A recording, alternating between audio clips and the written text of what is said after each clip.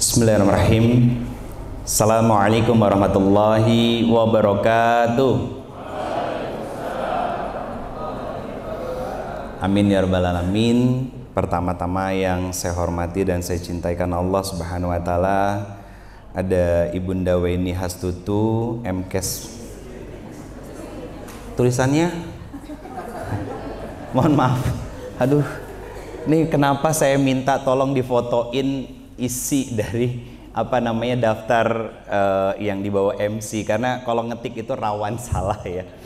Jadi saya mohon maaf dengan segenap kerendahan hati saya kalau ada salah penyebutan nama dan salah dalam penyebutan gelar ya Bapak Ibu sekalian. Ibunda Weni Hastuti MKes dan PHP selaku rektor, dan Bunda Dr. Ida Untari MKes, dan juga ada Bunda Munaya Fitriah MKes, juga ada Ayahanda Dr. Suyanto serta seluruh dosen dan tenaga didik atau tendik dari kampus ITS PKU Muhammadiyah Surakarta yang saya mohon izin tidak mampu saya sebutkan satu persatu. Semoga insya Allah tidak mengurangi rasa hormat saya. Semoga Bapak Ibu sekalian beserta dengan keluarga senantiasa dalam limpah curah rahmat, ampunan, hidayah, berkah, serta ridho dari Allah Subhanahu wa taala. Serta teman-teman semua, para mahasiswa dan juga undangan dan keluarga besar dari kampus ITS PKU Muhammadiyah Surakarta yang juga pada kesempatan siang hari ini bisa berkumpul bersilaturahmi di tempat yang insya Allah sangat kita banggakan dan juga berlimpah rahmat, ampunan, hidayah, berkah, serta ridho dari Allah Subhanahu wa taala. Saya masih deg-degan tuh kan karena salah nyebut. Yang salah sebut Ibu Rektor lagi saya kan. Besok-besok nggak diajak lagi saya ke sini kan gitu. Bismillahirrahmanirrahim. Subhanallah wa bihamdi, subhanallahil azim. Adada khalqihi wa ridha nafsihi wa zinata arsyihi wa midada kalimatihi. Asyhadu an la ilaha illallah wa asyhadu anna Muhammadar Rasulullah. Allahumma salli ala Sayyidina Muhammad. Assalamu alayka ya Rasulullah sallallahu alaihi wasallam wa ala alihi wa ashabihi wa man tabi'ahum bi ihsan ila yaumiddin. Rabbi a'udzubika min hamazati syayatin wa a'udzubika rabbi yahdurun. Subhanaka la ilma lana illa ma 'allamtana innaka antal alimul hakim. Shadaqallahul azim wa sadaqa Rasulullah sallallahu alaihi wasallam. Alhamdulillah, puji syukur kehadirat Allah Subhanahu wa taala. Pada siang hari ini saya diizinkan oleh Allah untuk berkumpul bersama dengan teman-teman semuanya, keluarga besar dari kampus ITS PKU Muhammadiyah Surakarta, dan juga mungkin ada undangan juga yang hadir di sini. Semoga ini menjadi salah satu wasilah silaturahmi yang membawa kebaikan, ridha Allah, taufik dan hidayah dari Allah Subhanahu wa taala untuk kita terus memperbaiki kualitas kedekatan kita dengan Allah dan Rasul-Nya sebagai seorang hamba. Mungkin pada kesempatan siang hari ini saya tidak akan membahas lebih dalam tentang mendidik anak ya. Mungkin saya lebih membahas kepada personal branding kita as a Muslim, sebagai seorang Muslim. Jadi mendidik diri dengan cinta dan keikhlasan sebagai wujud taatnya kita kepada Allah dan Rasul-Nya. Karena di sini yang hadir para singelillah kebanyakan. Anak siapa yang mau dididik kan akhirnya gitu. Jadi nanti yang khawatir adalah seperti yang kejadian di banyak tempat di luaran gitu kan. Akhirnya gagal menyelesaikan sekolahnya hanya karena punya anak sebelum waktunya. Nauzubillahi min zalik. Kita nggak mau teman-teman semuanya. Jadi saya mendidik diri dengan cinta dan keikhlasan agar kita bisa menjadi seorang hamba yang mukhlisina lahuddin, yang dicintai oleh Allah Subhanahu wa taala karena keikhlasan kita dalam ketaatan kepada Allah dan Rasul-Nya. Teman-teman semuanya, salam kenal. Saya dari Bandung. Saya Padang campur Jawa, Jawanya Jawa Timur, tapi eyang kakung saya asli Solo. Jadi kalau ke Solo saya pulang ke rumah Berarti darah Solo masih mengalir deras dalam tubuh saya. Dan sampai bulan Mei ini sudah 3 kali saya ke Solo. Januari bikin acara bareng sama Ustadz Umair dan teman-teman komunitas Kahfi. Di bulan Februari bikin acara di Hotel Solia. Acaranya acara parenting, Bunda. Jadi acara tapi suami istri. Nah kebetulan saya lagi nggak bawa iPad dan saya juga nggak bawa dongle-nya. Tadinya saya mau nyetelin videonya bahwa ternyata menjalani rumah tangga itu menyenangkan ketika sepasang suami istri saling memahami tugas dan perannya masing-masing. Cuman ini 3/4 kursi terisi sama para jombloan-jomblowati. Kalau saya setel horor rasanya.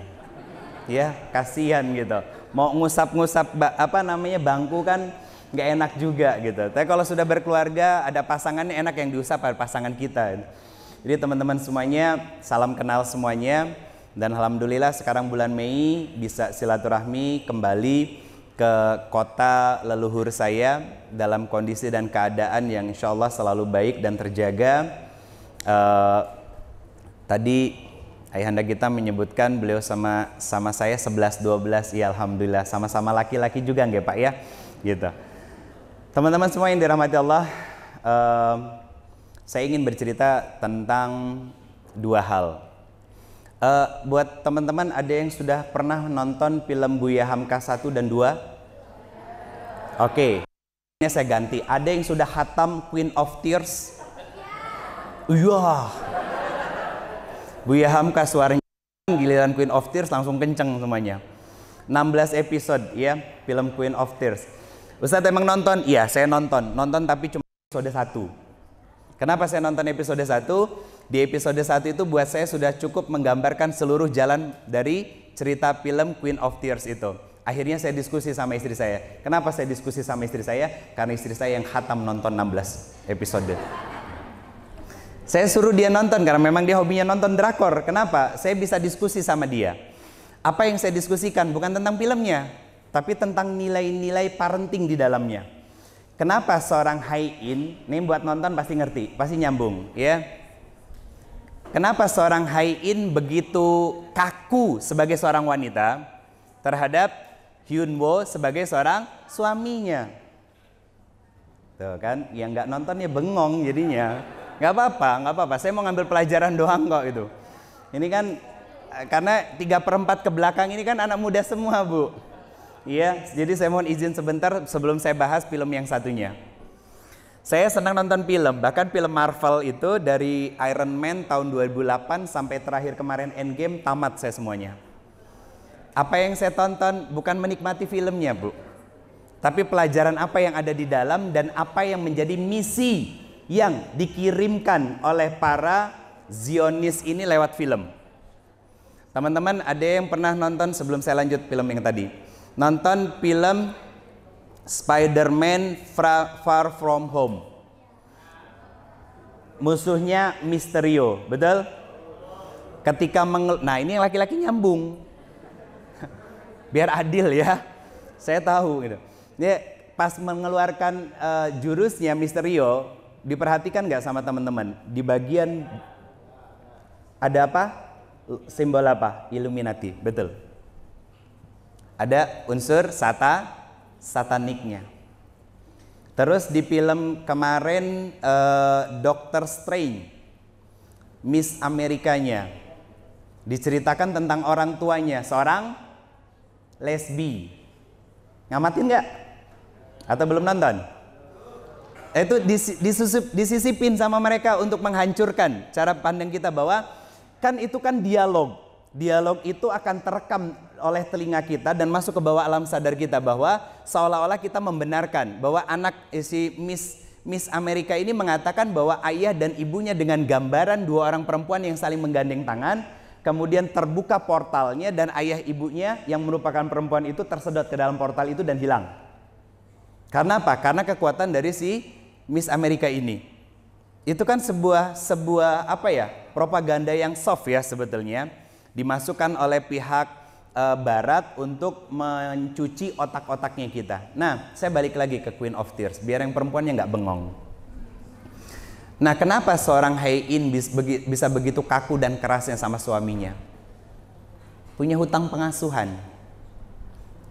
Punya hutang pengasuhan. Apa hutang pengasuhannya? Dia tidak disukai oleh ibunya. Kenapa nggak disukain sama ibunya?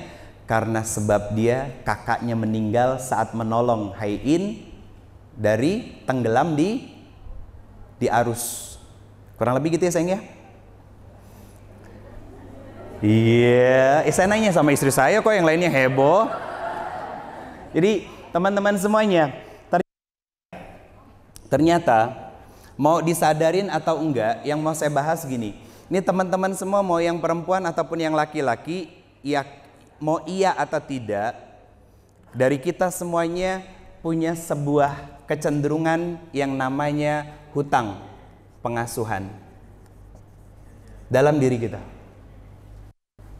Yang perempuan mungkin ada yang nggak terlalu dekat dengan ayahnya.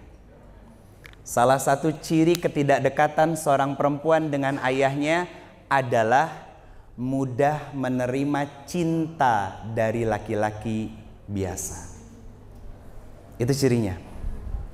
Nah, yang kemarin hari Ahad sebelum saya kesini, saya bahas di TV One. Saya tanya sama jemaah, Bu, tahu nggak kenapa? Pakai bahasa Betawi kan, padahal saya bukan orang Betawi, tiba-tiba medok ngomong Betawi itu. Karena apa? Dua ustazahnya orang Betawi asli gitu kan. Ya kayak bunglon jadinya saya. Saya bilang, Bu, tahu nggak kenapa anak-anak kita ini yang cewek pada seneng pacaran? Kata bapaknya apa? Oh, dibiarin. Bukan karena dibiarin, justru karena kagak dekat sama bapaknya. Saya bilang begitu. Kenapa saya bilang perempuan kalau pengasuhannya akan menerima cinta dengan mudah? Karena cinta pertama seorang perempuan itu adalah seorang ayah. Kalau dia bisa dekat dengan ayahnya, maka dia tidak akan memerlukan lagi cinta dari laki-laki manapun. Karena dia akan selalu merasa cukup, kecuali bagi laki-laki yang mau datang untuk serius untuk serius mengajak pada kebaikan. Makanya, brother, saya kasih tahu gini ya. Perempuan yang salihah itu nggak akan peduli dengan coklat dan mawar, karena dia hanya akan peduli pada laki-laki yang memberikan tanggal akad pernikahan. Pak, saya harus menyesuaikan karena ini audiensnya banyak kan mahasiswa. Menyesuaikan diri saya, iya, gitu. Ini benar-benar out of the box ini. Karena yang sudah saya ngomongin tentang keluarga, tapi nanti ada kaitannya dengan keluarga. Karena nanti saya mau membahas sedikit tentang film dari guru kita semuanya, Buya Hamka. Nah, teman-teman semuanya yang dirahmati oleh Allah Subhanahu wa taala, dan saya kasih clue begini buat para ikhwan, kalau kita sudah serius dan ternyata mengungkapkan keseriusan kita kepada seorang perempuan, ya, dan ternyata kita ditolak, jangan kecewa. Jangan sakit hati, sampein sama dia dengan gentle, Dek, mungkin memang ada laki-laki yang lebih baik yang bisa mengantarkanmu dan mendampingimu menuju surganya Allah Subhanahu wa taala. Begitupun bagiku, akan Allah kirimkan bidadari yang jauh lebih soleha untuk menemaniku menuju surganya Allah Subhanahu wa taala. Diangkat dulu, tenggelemin habis itu. Itu laki-laki namanya. Nggak baperan. Nggak begitu. Tiba-tiba seminggu, 2 minggu nggak masuk ke kampus. Lah laki-laki macam apa yang begitu? Iya kan? Betul ya Bu ya? Iya. Cuman karena ditolak sekali 2 kali tiba-tiba nggak masuk lagi ke kampus. Brother, dulu waktu saya zamannya masih min zulumati jahiliyah ya, salah sebutnya lah ya. Hampir nggak pernah ditolak sih sebenarnya sama cewek. Yang maaf ya sayangnya, cerita dulu ini dikit aja. Jadi saya ngomong begini teman-teman, karena bukan hanya seorang penyeru Pak, tapi qadarullah ada pelajaran besar. Akhirnya apa? Saya bukan hanya penyeru, tapi ternyata Allah kasih sebuah takdir bahwa saya mantan pelaku gitu. Jadi saya hijrah 2011 teman-teman semuanya. Saya hijrah 2011, murabi saya yang menemani saya bahkan menjadi wasilah saya berubah dan hijrah, Allahu yarham, Ustadz Arifin Ilham. Akhirnya saya belajar dengan banyak guru lintas harokah dakwah untuk memperluas cara pandang saya. Basically saya semuanya konvensional. Tadi saya ditanya sama guru kita, Ustadz lulusan madrasah mana atau pesantren mana? Pesantren saya pesantren kehidupan. Pesantren saya pesantren kehidupan. Seperti halnya dulu saya belajar bukan belajar Al-Quran langsung yang tertulis, tapi saya belajar Al-Quran kehidupan. Tentang pengimplementasian yang namanya sabar, keikhlasan, memaafkan, dan lain sebagainya. Bahkan sekarang saya semakin memperdalam tentang apa? Tentang personal branding kita sebagai seorang muslim. Kenapa? Saya juga tumbuh sebagai seorang anak yang pernah punya hutang pengasuhan. Pertanyaannya, apakah orang tua saya salah? Tidak. Apakah orang tua kita salah? Demi Allah saya katakan tidak. Mereka tidak pernah salah. Mereka keterbatasan secara informasi bagaimana cara mendidik anaknya yang baik dan benar sesuai dengan apa yang Allah mau. Yang jelas salah adalah ketika tahu ada yang kurang dalam diri kita dan kita tidak mau memperbaiki diri kita menjadi seorang hamba yang dicintai oleh Allah dan Rasulnya. Itu yang salah. Itu yang salah. Akhirnya apa? Membiarkan hati kita, perempuan, berulang kali diapain? Disakiti oleh laki-laki yang belum berhak atas dirinya. Bagi para laki-laki apa? Membiarkan, ya kan, kesewenang-wenangannya menyakiti perempuan yang nanti dia akan menjadi seorang ayah dan ada kemungkinan diamanahi oleh Allah berupa seorang putri. Jangan teman-teman semuanya. Jangan dijadikan alibi kesalahan dari orang tua kita untuk kita membuat kesalahan-kesalahan yang lainnya. Satu ketika, ya masalah percaya atau enggak itu subjektif ya teman-teman semuanya. Istri saya pernah nyampein ke saya, beliau pernah satu waktu mimpi papa saya. Beliau masih hidup, orang tua saya alhamdulillah masih lengkap. Papa itu pernah berpesan ke istri saya lewat mimpi, ya karena memang papa juga bukan tipikal orang yang berpendidikan Pak, mohon maaf, maksudnya papa itu hanya tidak lulus SD, kelas 3 SD beliau sudah harus keluar dari sekolahnya untuk membiayai adik-adiknya, ada 3 dan 1 kakaknya. Kakaknya menjadi sarjana, adiknya lulus SMA semuanya. Apa pesan dari papa ini lewat istri saya? Sampaikan kepada Uda, jangan sampai kesalahan yang pernah papa lakukan menjadi sebab Uda melakukan kesalahan-kesalahan yang lainnya. Apa pelajarannya?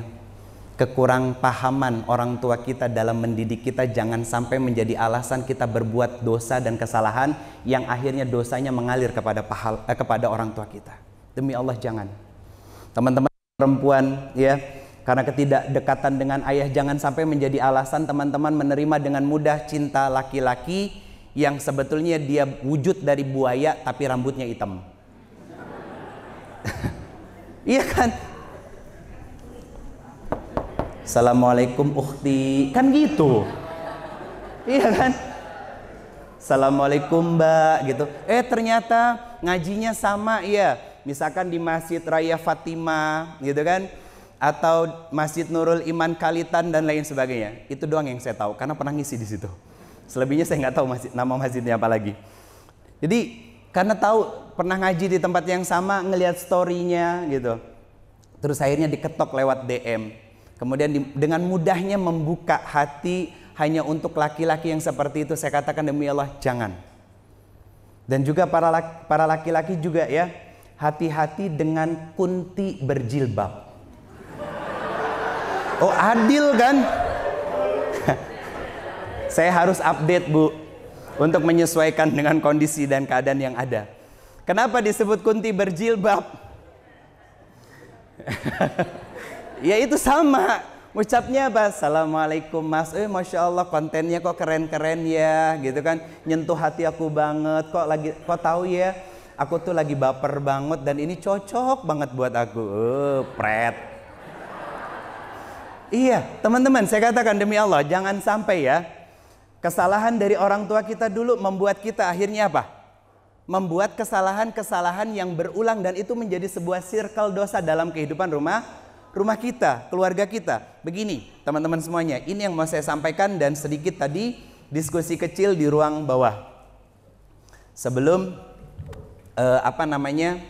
sebelum acara dimulai, saya mau mengeluarkan satu dalil. Pertama, Quran surat ke-30, surat Ar-Rum ayatnya 30. Allah mengawali ayat ini dengan kalimat fa'akim wajhaka lidini hanifa. Pertama, kata Allah, tegak luruslah kalian. Apa tegak lurus? Beriman. Fa'akim, tegak. Berdiri tanpa goyang, kokoh. Berdiri, tegak lurus kita. Kepada apa? Kepada Islam. Berarti beriman, ya kan? Dengan iman itu kita jaga dengan amal salih, sehingga amal salih yang terus kita kumpulkan, kita dapat stempel menjadi hamba yang bertakwa di sisi Allah Subhanahu wa taala. Itu yang kita jaga, kontinuitas itu. Lanjutan ayatnya apa? Setelah meminta kita untuk tegak lurus, kata Allah, Allah telah menciptakan manusia dengan fitrahnya. Kenapa Allah menyebutkan fitrah? Teman-teman semuanya, fitrah di dalam diri kita sebagai laki-laki dan perempuan jelas berbeda. Allah berfirman, "Walaisa dzakaru kal unsa." Laki-laki dan perempuan itu beda. Apa yang bedanya? Satu, secara iman fitrahnya berbeda. Apa yang membuat mereka berbeda? Ya, proses konstruksi dari penciptaan manusia itu sendiri. Laki-laki dominasi dengan akal, ya kan? Perempuan dominasinya dengan perasaan. Itu yang menjadi sebab Nabi mengatakan bahwa perempuan itu disebut sebagai manusia setengah akal. Kenapa manusia setengah akal? Nabi mendeskripsikannya kenapa? Karena kurang akal, kurang juga iman. Lantas dominasinya di mana? Perasaannya. Perasaannya. Makanya kalau perempuan itu, brother, hati-hati ya. Dia sekali disakitin, maafnya itu mudah, tapi melupakannya susah. Karena dominasinya adalah perasaan. Itu perempuan banget. Makanya para bapak-bapak ya, hati-hati kalau ada gesekan sama istri. Dosa 10 tahun yang lalu bisa dibaca soalnya. Dan ahli sejarah dari dosa kita kan sebagai seorang suami. Itu istri itu. Jadi kata Allah meminta dengan kalimat yang sangat gamblang, tegak luruslah kalian. Berarti memastikan kita menerima ayat ini dengan iman dulu. Karena Allah menciptakan kalian dengan fitrah. Fitrah iman, fitrah jenis kelamin yang berbeda, fitrah hak dan kewajiban yang jelas juga berbeda. Kata siapa? Kata Allah. Lanjutan ayatnya, tidak ada sedikit pun perubahan dalam apa-apa yang Allah ciptakan. Dan kebanyakan manusia tidak mengetahuinya. Ayat ini yang menjadi dasar saya untuk mengkaji bahwa akhirnya tidak ada manusia yang introvert dan extrovert. Kok bisa Ustadz? Oke, saya turunkan beberapa ayat lagi. Satu, Quran surat ke-49 ayatnya 13. Apa yang disampaikan Allah di surat Al-Hujurat? Ya ayuhan nas inna khalaqnakum min zakar wa uns. Allah mengatakan manusia itu diciptakannya jenis kelaminnya cuma 2 tok. Satu laki-laki, yang kedua perempuan. Nggak ada tuh yang tengah-tengah itu. Nggak ada. Apalagi di barat bikin toilet jenis kelaminnya netral. Apa yang netral? Motor pakai netral ya kagak jalan, ya nggak? Iya. Di barat udah dibikin, teman-teman semuanya. Toilet khusus netral. Laki perempuan masuk ke situ, kebayang nggak jadinya apa? Lagi buang air tiba-tiba ada perempuan datang kan, kaget. Bentuknya beda soalnya kan. Kita ngebayanginnya aja sampai geli gitu ya. Kok bisa orang barat itu nggak merasakan seperti itu? Kenapa? Api keimanannya padam. Api keimanannya padam. Padahal Allah membuka ayat ini ya ayuhan nas, bukan ya ayyuhallazina amanu, bukan. Allah menggunakan diksi yang sangat indah, teman-teman semuanya. Ya ayuhan nas, berarti semua manusia, mau dia beriman ataupun nggak beriman, kata Allah, kalian semua diciptakan asal muasalnya ayahnya satu, ibunya satu. Siapa? Nabiullah Adam alaihissalam, laki-laki, dan ibunda Sayyidatina Hawa, perempuan. Selesai, sepasang. Sepasang berarti laki-laki dan perempuan. Nah, teman-teman semuanya, ayat ini sudah sangat cukup untuk mematahkan stigma dan perang yang dilakukan oleh orang-orang LGBT, yang mereka menganggap bahwa laki-laki dengan laki-laki dan perempuan dengan perempuan itu adalah hak asasi manusia. Gundulmu itu. Iya, kan ini sunatullah. Allah mengatakan kepada semua manusia. Nah, ayat ini juga bukan hanya mematahkan tentang stigma tentang LGBT, tapi tentang apa? Pengetahuan yang pernah disusupkan, dipaksa masuk ke dalam pikiran kita. Tentang apa? Manusia itu keturunan Pithecanthropus erectus. Mau? Kan zaman sekolah SMA begitu kan? Belajar apa? Sejarah. Kan dekat Sangiran, gak jauh ya dari sini kan? Oh, ke sana, nggih. Sana. Iya, ada Sangiran. Ada Pithecanthropus mojokertensis, Homo sapien, ya kan? Apalagi?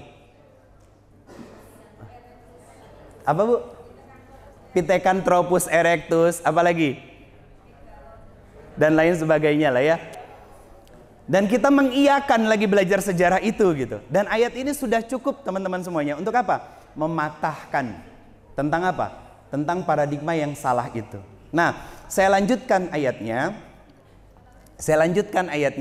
Setelah Allah mengatakan ya Yuhannas inna khalaqnakum min zakar wa uns. Lanjutan ayatnya wa ja'alnakum syu'uban wa qabail. Kata Allah, ya, setelah laki-laki dan perempuan ini melahirkan anak cucu keturunan yang kemudian disebar dan ditebar bersuku-suku dan berbangsa-bangsa. Bersuku-suku dan berbangsa-bangsa inilah yang akhirnya menjadikan pola asuh itu berbeda-beda. Ya. Di ayat yang sebelumnya bahwa manusia diciptakan dengan fitrah. Apa fitrahnya? Fitrah iman. Apa dalilnya? Buka Quran surat ke-7 ayat 172. Bagian tengah dari ayatnya. Alastu birabbikum. Bukankah aku adalah Rabbmu? Kata siapa? Kata Allah. Dialog dengan siapa? Dengan kita saat kita masih usia 4 bulan. Di mana? Di dalam rahim ibu kita. Makanya saya bersyukur berada di antara teman-teman semuanya di kampus yang bukan hanya sekedar sains tapi juga kesehatan. Karena Islam dulu jaya kesehatan dan sains itu tidak lepas dari peradaban Islam. Tokoh-tokoh kesehatan muncul dari Islam. Ahli bedah muncul dari Islam. Ahli sains dari Islam. Teman-teman yang pegang handphone ya, ada lensa kameranya, ada optiknya. Yang pertama kali menemukan konsep optik itu adalah seorang ulama ahli Quran namanya Ibnu Al-Khaitam. Ibnu Al-Khaitam, harusnya bangga kita.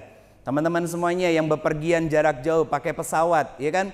Naik pesawat, bukan Wright Brothers, itu zaman sekarang yang hanya mengkodifikasi ulang dari apa yang pernah ditemukan oleh seorang Abbas ibn Firnas di abad ke-9. Dia seorang ulama, hafal Quran juga. Dan beliau membuat metode tentang pesawat itu dari apa? Saat dia menelaah surat Al-Mulk ayat 29 tentang burung yang mengepakkan sayapnya. Dia berpikir burung bisa terbang, maka saya juga ingin bisa terbang. Akhirnya apa? Dia buat rumusan sehingga dia bisa membuat sebuah pesawat kecil yang sekarang mungkin para layang gambarannya teman-teman. Itu dilakukan oleh seorang muslim. Makanya teman-teman kalau kuliah di sini ya silakan kalian jadi apapun boleh, tapi pastikan kalian harus ngerti ilmu agama dan juga punya hafalan Quran. Ini titelnya SCOM MM, gak ada LC-LC-nya. Dan itu teman-teman semuanya, titel itu saya dapat bukan biaya dari orang tua. Kenapa saya bilang begitu? 2006 saya diusir dari rumah dan di DO dari kampus. Kebalik ding, saya di DO dulu dari kampus baru diusir dari rumah. Kenapa? Kenapa saya di DO dari kampus? karena uang kuliah buat pacaran. Kacau kan? Iya. 1 tahun saya nggak bayar kuliah, Bu. Astagfirullah, kan? Salah cerita jadinya. Diistighfarin coba. Harusnya saya loh yang istighfar. Iya. Itu 1 tahun saya nggak bayar kuliah. Uang kuliahnya itu buat pacaran saya dulu. Saya cerita jangan diikutin. Oh, berarti kalau saya di DO dari ITS nanti saya jadi ustadz ya? Belum tentu. Belum tentu. Iya. Akhirnya saya diusir dari rumah. Saya bersyukur ketika pergi dari rumah saya tidak terjerumus pada hal-hal yang negatif seperti minum obat-obatan terlarang, minum minuman keras, dan bahkan sampai detik ini pun saya tidak merokok dengan izin Allah.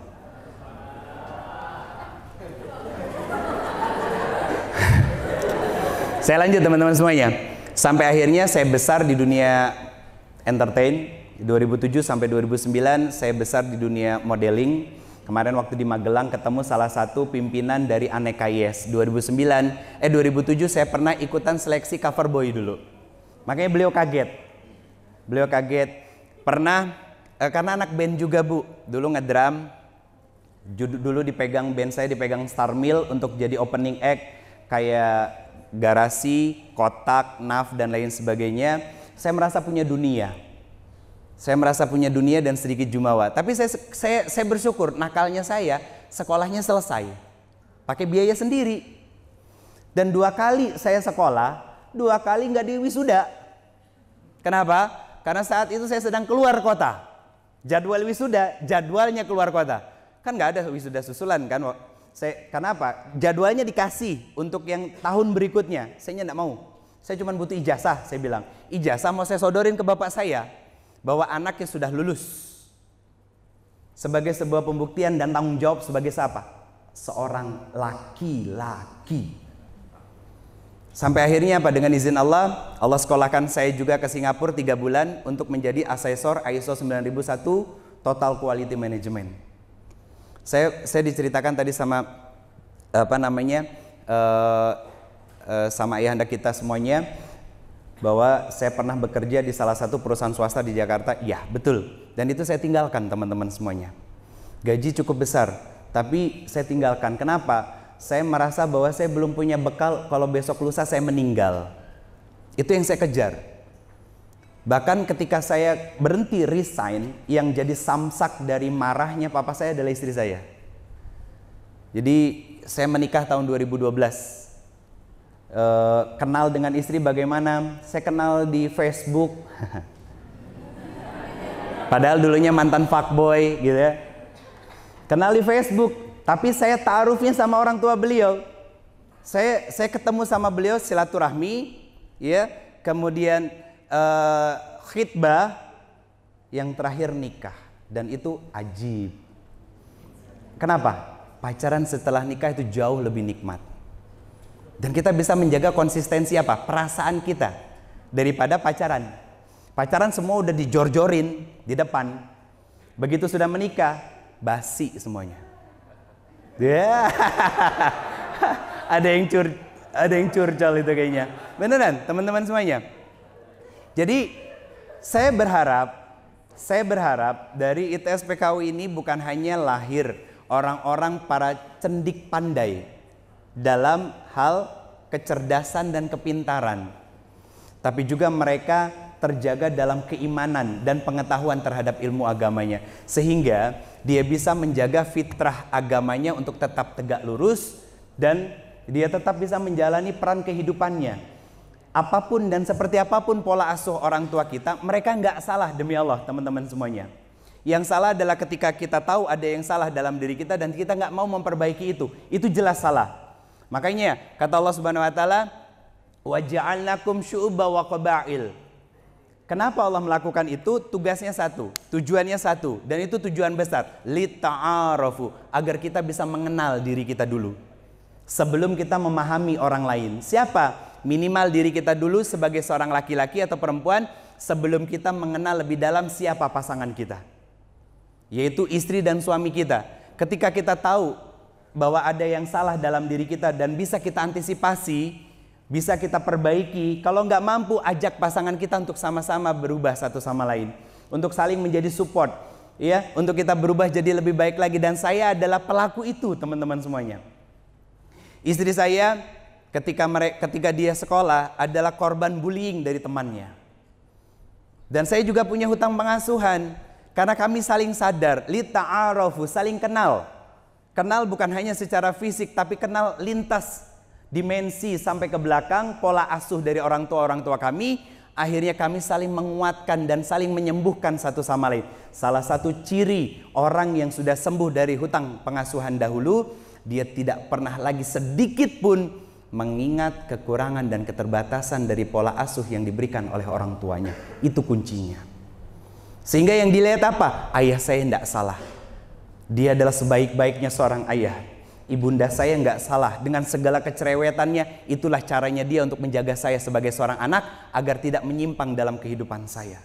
Itu fitrah namanya, teman-teman semuanya. Akhirnya kita kembali tegak lurus. Makanya ayat ini ditegaskan oleh Allah, tidak ada yang berubah sedikit pun dalam apa-apa yang Allah ciptakan, dan kebanyakan manusia tidak mengetahuinya. Itu yang sering terjadi dalam diri kita, teman-teman semuanya. Terus kenapa kok ternyata ada orang yang kemudian introvert dan extrovert? Itu orang tuanya yang membuatnya seperti itu. Makanya Nabi menegaskan bahwa orang tuanya yang membuat seseorang itu Nasrani, Majusi, dan juga Yahudi. Tahu sifat Yahudi? Pengecut, makanya jadi introvert. Anaknya tidak diberikan ruang untuk dia tumbuh. Anaknya tidak diberikan ruang untuk dia bersikap. Anaknya tidak diberikan ruang untuk dia menyampaikan pendapat. Akhirnya apa? Saya ngomong salah padahal benar, lebih baik saya diam daripada disalahkan. Akhirnya besar dia tumbuh menjadi seorang suami yang diam. Ya udah terserah mama. Ya udah gimana mama aja. Mama aja yang ambil keputusannya deh. Terus suami yang seperti itu banyak.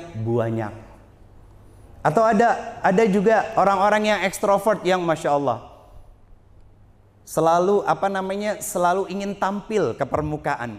Easy going, iya, itu bagus, positif. Tapi ternyata ada poin-poin negatifnya juga yang melekat dalam dirinya. Apa? Butuh panggung, butuh tempat untuk dia mengekspresikan dirinya. Kalau enggak, pusing dia. Kenapa? Karena ternyata orang tuanya enggak mampu menampung bakat dan kemampuan yang yang dimiliki oleh anaknya, sehingga cari kesenangannya di luar rumah. Teman-teman semuanya, kita semua adalah muslimin dan muslimat dengan fitrah-fitrah keimanan itu. Ayo kita analisa diri kita. Kita muhasabah diri kita. Kita perbaiki dari diri kita sendiri. Sebelum teman-teman ya, yang 3/4 isi dari ruangan ini adalah para singlillah. Sebelum kalian nanti menjadi seorang suami dan istri, dan sebelum menjadi seorang ayah dan ibu, yuk kita perbaiki diri kita. Kenapa begitu? Jumlah ayat Al-Quran 6.236 ayat. Manusia punya dua tugas. Tugas pertama Quran surat 51 ayat 56. Wa ma khalaqtul jinna wal insa illa liya'budun. Na'budu, beribadah kepada Allah. Perbaiki hubungan kita dengan Allah. Yang kedua Quran surat kedua ayat 30. Apa kata Allah? Inni ja'ilun fil ardi khalifah. Menjadi wakil Allah. Hablum minan nas. Hablum minallahnya bagus, hablum minan nasnya harus bagus. Dari dua tugas ini Allah berikan kita 4 peran. Peran pertama sebagai diri sendiri. Peran kedua sebagai seorang suami dan juga istri. Peran ketiga sebagai seorang ayah dan juga ibu. Keempat sebagai makhluk sosial. Dan ini termaktub dalam 6.236 ayat Al-Quran. Allah memberikan narasi-narasi dengan konteks-konteks yang berbeda, tapi secara umum 4 peran ini disampaikan oleh Allah Subhanahu wa taala. Maka saya ingin menutup silaturahmi kita pada sore hari ini. Jangan berharap teman-teman bisa menjadi seorang ibu dan ayah yang bisa menghadirkan pendidikan terbaik bagi anak-anaknya kalau hubungan sebagai seorang suami istri masih bermasalah. Suami hanya sibuk cari uang, istri diam di rumah, tidak diberikan tempat untuk dengar oleh suaminya.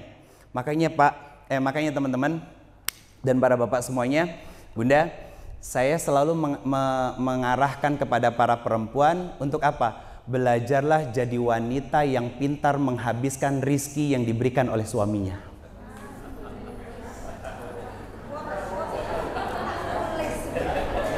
Itu ada rekamannya Bunda. Silahkan habiskan. Pak, bukan mengajarkan istri untuk boros, bukan. Tapi nih, kan kita pernah nggak sih nemenin istri itu belanja? Lihat di toko A, ya harganya 10.500,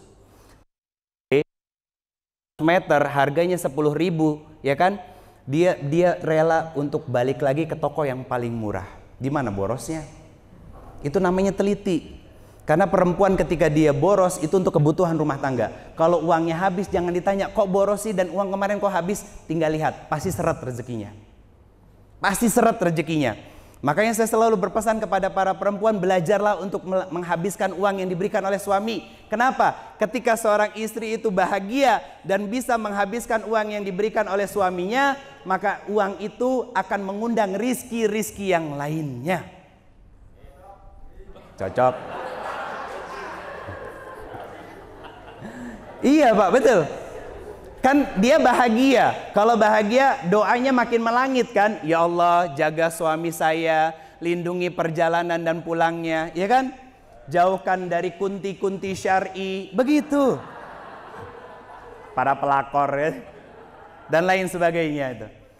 Dan saya selalu mengajarkan kepada laki-laki, belajarlah untuk menjadi laki-laki yang siap menyediakan telinga dan bahunya untuk mendengarkan segala cerita dan keluh kesah bagi istrinya. Kenapa? Karena membahagiakan istri itu mudah. 3N. Apa? Ngemol, ngomel, ngemil. Ngemol, biarkan dia keluar rumah. Ajak jalan, ajak keluar refreshing. Ngomel, dengarkan omelannya. Ngemil, ajak jajan sesekali. Jadi jangan berharap bisa menjadi seorang akan melahirkan anak-anak yang salih dan salihah kalau ternyata kita sebagai seorang suami istri belum paham tentang peran dan tugasnya dan masih bermasalah. Dan jangan berharap bisa menjadi istri dan suami yang satu sama lain bisa saling harmoni dalam menjalankan peran berumah tangganya kalau sebagai seorang muslim dan muslimah personal branding kita dengan Allah masih bermasalah juga. Kuncinya di sini. Kuncinya tauhid. Makanya Allah mengatakan fa'akim, tegak luruslah kalian. Perbaiki hubungan kalian dengan Allah agar kita bisa memperbaiki kehidupan kita. Didiklah diri kita dengan cerdas, dengan cinta, dengan ketulusan sebagai seorang hamba untuk taat kepada Allah dan Rasul-Nya agar Allah perbaiki semua aspek dari kehidupan kita. Jazakumullah khairan katsir, Bapak Ibu semuanya, teman-teman Sivitas dan keluarga besar dari kampus ITS PKU Muhammadiyah Surakarta yang hari ini sore ini diperkenankan saya untuk silaturahmi di sini. Itu di waktu yang singkat yang bisa saya sampaikan. Semoga berkenan dan semoga bisa menjadi kebaikan untuk diri saya secara pribadi, nasihat untuk diri saya pribadi, dan semoga juga bisa menjadi kebaikan untuk kita semuanya. Jazakumullah khairan katsir. Mohon maaf lahir dan batin. Hadanallahu wa ikum ajmain. Allahu a'lam bishawab. Assalamualaikum warahmatullahi wabarakatuh.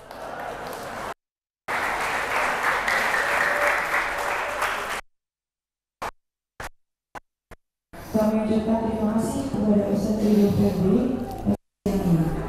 Kemudian kepada Bapak Ibu atau teman-teman dari mahasiswa, mungkin ada yang ditanyakan kepada Ustaz Ridho, kami persilakan.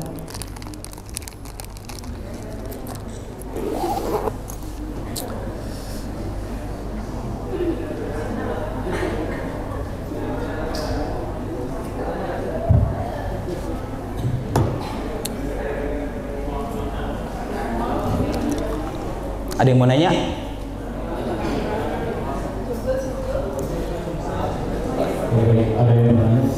Ada yang mau bertanya? Silakan Bunda.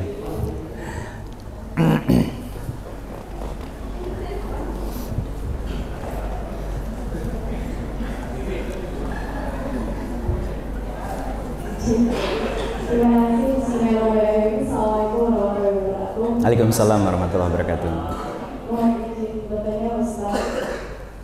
Jadi insya Allah di sini kami rata-rata tenaga pengajar semua, dan tadi temanya jangan berpacaran begitu ya. Sangat apa? Jangan berpacaran. Oh. Nah, bagaimana kamu mengingatkan mahasiswa Ya, yang rata-rata dan hampir pasti, saya yakin pasti mereka sudah berpacaran gitu ya. Dan bagaimana kita luruskan kembali jalannya dengan pendirinya dalam cinta dan keikhlasan itu bagaimana? Siap. Baik, ini berkaitan dengan pola asuh di rumah sebetulnya. Dan ini bukan tugas kampus. Tugas kampus itu hanya monitoring, bukan seorang decision maker, bukan. Karena pengambil keputusan itu dari rumah. Saya bisa ngelihat kok teman-teman yang akhwatnya, siapa yang pernah sakit hati dan siapa yang sedang merindu. Iya, gak perlu kan saya tunjuk siapa-siapanya gitu. Dan saya juga tahu siapa laki-lakinya juga yang mengalami hal yang sama. Itu kenapa, Bu, saya sampaikan tentang hutang pengasuhan. Jadi kenapa? Berarti kalian sedang tidak baik-baik saja, makanya cari perhatian di luar. Itu maksudnya. Kalian tuh sedang sakit, makanya mencari perhatian di luar rumah. Kenapa? Karena kondisi rumah kalian pun sedang sakit. Dan apa yang saya sampaikan ini, ayo kita berdiri tegak ya, tanpa kita harus mengikuti syahwat dan hawa nafsu kita. Ada kok nanti masanya kalian ada yang memperhatikan, dan itu halal. Dan itu halal. Siapa? Pasangan halal kita, yaitu suami ataupun istri, milik kita, bukan milik orang yang dipaksa milik kita ya. Bahaya itu, jangan. Jadi teman-teman semua yang dirahmati Allah, ini bukan tugas utama kampus. Tugas utama kampus mencerdaskan kehidupan bangsa. Walaupun katanya kampus itu kebutuhan tersi. Aduh. Iya, ya wajar lah yang ngomong begitu kan pengusaha, yang dilihatnya kan untung ruginya. Baik, teman-teman, saya lanjutin. Gini deh, buat yang laki-laki terutama, saya mau tanya, kenapa pacaran? Karena mau jujur atau enggak, yang namanya pacaran itu seminimal nggak mungkin kalau nggak pegang tangan. Ini mantan pelaku. Saya senyum, muka senyum tapi hati istighfar dari tadi nih. Beneran, yang namanya pacaran seminimal yang nggak mungkin kalau nggak pegang tangan. Saya mau tanya, dosa apa enggak? Sayang nggak sama ibu? Terus kenapa transfernya dosa ke ibu bukan transfer pahala? Mau jawab apa? Diem kan, katanya paling logis laki-laki itu. Tapi kalau sudah ngomongin cinta, buntu otaknya. Jadi blow on mereka. Beneran kalau udah ngomongin cinta, laki-laki yang paling logis sekalipun katanya jadi blow on dia. Coba mau jawab apa lagi? Katanya sayang sama ibu. Kenapa yang ditransfernya pahala? Pahala, salah, dosa.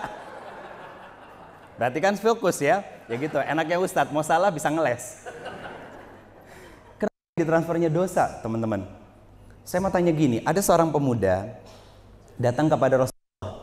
Ya Rasulullah, boleh nggak saya berzina? Konteks zina itu maksiat. Apa jawab Rasul? Dengan singkat saya sampaikan, boleh nggak ibumu, saudari perempuanmu, berarti kakak ataupun adikmu, dan juga anak perempuanmu dizinahi oleh laki-laki yang lain. Nanti kalian punya anak perempuan dipegang-pegang sama laki-laki yang belum tentu jadi suaminya, mau nggak? Terus kenapa menyakiti hati para perempuan yang belum tentu jadi istri kalian? Betul kan? Iya, katanya logis. Ayo kita main logis sekarang. Ini yang ngomong mantan pelaku, jadi paham tentang bagaimana seorang laki-laki itu, ya kan, para geniters. Ya, orang-orang laki-laki genit yang mencari perhatian dari seorang perempuan, kayak burung merak yang mengembangkan ekornya yang berwarna-warni untuk menarik betinanya. Dan itu yang dilakukan sama laki-laki, akan melakukan banyak hal yang menurut dia baik. Cinta kalau sudah diiringi dengan syahwat, maka akalnya akan tertutup dan jadi blow on. Tadi itu saya bilang. Dia nggak bisa lagi membedakan mana yang benar dan mana yang salah. Apa buktinya? Di rumah, Mas angkat galon. Iya mah, nanti ceweknya WhatsApp, Ayang aku sendiri di rumah, langsung kabur dia. Harusnya kan lebih berpahala ke siapa? Ke ibunya. Maka sebetulnya ini, kalau kelas-kelas seperti ini ngomongin tentang pacaran, yang harus datang itu wali santri, wali mahasiswanya. Karena selalu bermasalah itu dari mereka. Dari zaman kita sekolah, Pak, bagi rapot siapa yang ngambil, Bu? Emaknya. Bapaknya kemana? Sibuk. Emang yang ngambil rapot itu orang-orang pengangguran apa? Saya pernah ditanya sama seorang wali kota di Lampung. Beliau nanya, Ustadz, kami sedang bingung menghadapi sebuah fakta yang memang umum terjadi. Apa, Bunda? Saya tanya begitu. Beliau bilang, beliau istri wakil wali kota, seorang praktisi di dunia pendidikan juga. Kami ini bingung membuat apa yang harus kami lakukan. Dengan kebingungan kami ini, setiap orang tua yang mengambil rapot itu hanya seorang ibu yang datang. Saya bilang, Bunda sama ayah punya tangan dingin, bikin kebijakan. Setiap bagi rapot dari tingkat SD sampai SMA wajib ayah dan ibunya yang datang. Kalau tidak, rapot hanya diperlihatkan tapi tidak bisa dibawa pulang sampai keduanya datang ke sekolah. Kalau dianggap itu ribet bagi orang tua, biarin. Kenapa? Karena kita belajar untuk mendidik dan mengedukasi orang tuanya bahwa pendidikan anak itu dilibatkan oleh dua orang. Siapa? Ayah dan ibunya. Dan teman-teman para laki-laki yang membiarkan dirinya untuk berpacaran adalah laki-laki yang tega ibunya juga disakiti oleh orang lain lagi. Kan itu kata Nabi, bukan kata saya loh. Nabi bikin kiasannya, pemuda bilang, nggak boleh, haram, masuk neraka. Nggak kayak ustadz sebelah begitu. Enggak, teman-teman. Nabi tahu anak muda itu cerdas. Makanya dibuat redaksi yang sangat luar biasa sempurna. Apa kata Nabi? Kalau ibumu, saudari perempuanmu, adik atau kakakmu, bahkan putrimu ada yang menzinahi, apa yang kamu lakukan? Saya akan marah ya Rasulullah. Bahkan saya akan bunuh orang itu. Lantas kenapa kita mau melakukan hal seperti itu gitu? Jadi bukan tugas sekolah. Ini saya menyadarkan para laki-lakinya. Dan saya katakan, wanita yang istimewa dan mulia serta dirindukan surganya Allah tidak akan pernah murah dalam menerima laki-laki. Saya ulangi, wanita yang istimewa dan akan dirindukan surganya Allah tidak akan pernah dengan murah menerima sembarangan laki-laki. Karena apa? Karena hati seorang perempuan itu mahal. Makanya harus diikatnya dengan sebuah akad. Saya terima nikah dan kawinnya harus pakai mahar.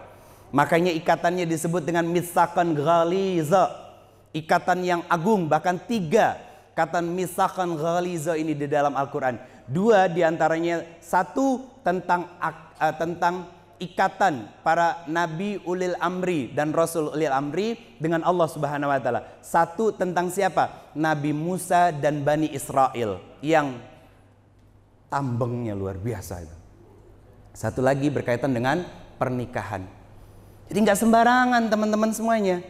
Islam itu memuliakan wanita, menghormati wanita, dan menjaga hak-hak dari laki-laki.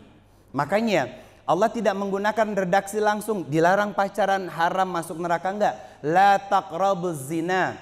Kenapa Allah melarang zina? Dan apa kaitannya dengan pacaran? Betul, pacaran tidak selalu berujung pada perzinahan, tapi pintu terbesar dari perzinahan adalah pacaran.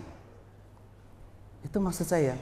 Dimulai dari chattingan, mundur dikit lagi. Sebelum chattingan, saling follow di Instagram. Saya dari awal bikin Instagram sampai detik ini, istri saya saksinya, saya nggak follow perempuan kecuali istri saya, mama saya, dan saudari perempuan saya. Kenapa? Jawabannya sederhana. 1, Allah yang perintahkan laki-laki harus menundukkan pandangan. Quran surat ke-24 ayat ke-30. 2, saya hanya ingin yang terlihat di mata saya cantik saat saya membuka media sosial, cukup istri saya saja.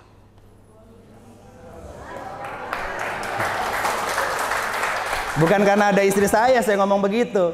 Silakan aja cek, ketik Ridho Febri, cek sama teman-teman semuanya. Ada 1.400 yang saya following, rata-rata ya itu 10 jari itu nggak habis. Siapa? Istri saya, mama saya 2, sama saudari perempuan saya. Selesai. Itu doang. Sepupu nggak saya follow, teman SMA nggak saya follow, nggak ada urusan. Ustadz butuh silaturahmi. Silaturahmi itu laki-laki dengan laki-laki, perempuan dengan perempuan. Itu silaturahmi namanya. Kalau laki-laki dengan perempuan, bukan silaturahmi namanya, ikhtilat dan khalwat. Dan itu tidak boleh. Kalau sudah berdua-duaan, yang ketiga berarti yang berdua lagi jadi temannya. Itu tahu kan. Kenapa nggak berani nyebut yang pas yang keduanya? Ngerasa kan? Iya. Lagi jadi teman setan kita, dan kita membiarkan kita jadi teman setan. Tiba-tiba mati dalam kondisi sedang melakukan seperti itu. Bayangin betapa sedihnya orang tua kalian. Kalau betul kalian sayang sama orang tua kalian, coba setelah acara ini salatlah istikharah kalian. Salat asar berjamaah, ya. Setelah itu ngapain? Introspeksi diri. Tanya sama diri kita, jasa apa yang sudah kita berikan berupa pahala untuk orang tua kita yang sudah mau menukar hidup mereka agar kita sekarang bisa hidup dan bahkan sampai kuliah di kampus tercinta ini. Tanya sama diri sendiri. Saya anak yang pernah jatuh, teman-teman semuanya. Makanya sekeras ini saya. Terutama masalah prinsip bagi laki-laki. Laki-laki kalau tidak punya prinsip, letoy, pakai rok aja udah. Gak akan bisa jadi pemimpin nanti dianya. Apa yang terjadi? Belok-belok terus. Dia nggak bisa bersikap, ada masalah, nggak tough dia, nggak kokoh dia. Allah mintanya apa? Kita kokoh, berdiri di atas syariat Allah. Jadi teman-teman semuanya, ayo kita sama-sama saling menjaga. Ya, saya nggak mengatakan pacaran itu haram, tapi pacaran itu jadi pintu terbesar dari perzinahan.